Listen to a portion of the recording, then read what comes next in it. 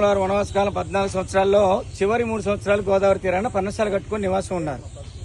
ఆ 3 సంవత్సరాల కాలంలో నెలకి 25 రోజులు అమ్మవారు పవిత్రమైన గోదావరి నదిలో స్నానం చేస్తే ఒక 5 రోజులు స్నానానికి అంటే మాతృమూర్తి ఇంట్లోకి వెళ్ళిన సందర్భం ఉంటుంది కదమ్మా. ఆ అమ్మవారు ఆ సందర్భంలో ఉన్నప్పుడు పుణ్యనదిలో స్నానం చేయకూడదు. ఎందుకంటే ఆ కాలంలో ఋషులు మునీశ్వరులు యజ్ఞాలు యాగాలు చేసుకునేవారట. వారికి ఎవరికి ఇబ్బంది కలగకూడదని శ్రీరామచంద్రమూర్తి వారిని కోరగా ఆ 5 రోజుల స్నానానికి ఈ అడవికి ఈ కొండ మీదకి వచ్చేవారట. అలా మొదటగా ఈ కొండ మీదకి వచ్చినప్పుడు ఈ అడవిలో ఎక్కడ కూడా చుక్క నీరు లేదు. అందుబాటులో ఉన్న లక్ష్మణ స్వామి వారితో అంటే సీతారాములు వారికి ఇరువురికి 14 ఏళ్లు కూడా వారికి సేవ చేసుకుంటూ వచ్చింది ఒకరు ఆ లక్ష్మణ స్వామి వారు ఒక్కరే. ఆ లక్ష్మణ స్వామి వారిని పిలిచి అడుగుతుందట, నాయనా లక్ష్మణ, ఈ కొండ ప్రాంతంలో నాకు నిరంతరం 365 రోజులు ఎప్పుడు నా కళ్ళ ముందు నీళ్లు పూజ చేసుకోవడానికి పసుపుంకాలు కావాలని అడుగుతుందట. అలా లక్ష్మణ స్వామి వారితో చెప్పగా సీతారాముల వారి మనసులో కలుసుకొని తూర్పు దిక్కుగా బాణం సంధించారు. 9 కిలోమీటర్ల దూరంలో ఉన్న ఒక 70 అడుగుల రాతి కొండకి బాణం సంధిస్తే ఆ కొండ అడ్డంగా పగిలి ఆ కొండ నుంచే పసుపుంకాలతో పుట్టిన పవిత్రమైన నది ఈ నది. ఈ నదిలో అమ్మవారు స్నానం చేసి 5 రోజులు స్నానం ముగించుకున్న తర్వాత ఆ కొండ నుంచి వచ్చిన రాయిని రంగరించే కొద్దీ రాయి నుంచే పసుపు, రాయి నుంచే కుంకుమ ముట్టింది. ప్రపంచ పుణ్యక్షేత్రాలలో రాళ్ల నుంచే పసుపుంకాలు వస్తున్నాయంటే ఈ పుణ్యక్షేత్రమే.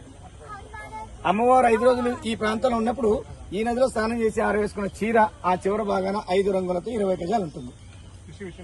అక్కడ వాళ్ళు ఆడుకునేవారు కాలక్షేపంగా సీతారాముల వారు ఆడుకున్న వామన గుంటలు అంటారు. 14 గుంటల్లో 10 గుంటలు పగిలిపోగా 4 ఉన్నాయి. ఇక్కడ శ్రీరామచంద్రమూర్తి వారు నడుముకు చుట్టుకొని భుజానికి వేసుకునే పై పంచ పైకొండ ఈ నల్లటి గీత 40 గజాలు ఉంటుంది ఆ చివరి నుంచి ఆ చివరి దాకా. అమ్మవారు 5 రోజులు ఈ అడవిలో ఉన్నప్పుడు స్వామివారు ఆ రాతి మీద కూర్చొని కాపలాగా కూర్చునేవారటమ్మ. అదే స్వామివారు కూర్చున్న సింహాసనం కింద నదిలో స్వామివారి పాదాలు ఉంటాయి. అమ్మవారు 5 రోజులు స్నానం ముగించుకొని 6వ రోజు వెళ్లే ముందు ఆ కొండ నుంచి వచ్చిన రాళ్లనే రంగరించుకునేవారు. ఆ చెట్టు కింద కూర్చొని అమ్మవారు అక్కడ పసుపు కుంకుమ రాళ్ళు రంగరించుకునే ప్రదేశం ఆ చెట్టు కింద ఉంటారు. అమ్మవారు వెళ్ళేటప్పుడు అమ్మవారు దర్శనం చేసుకోండి.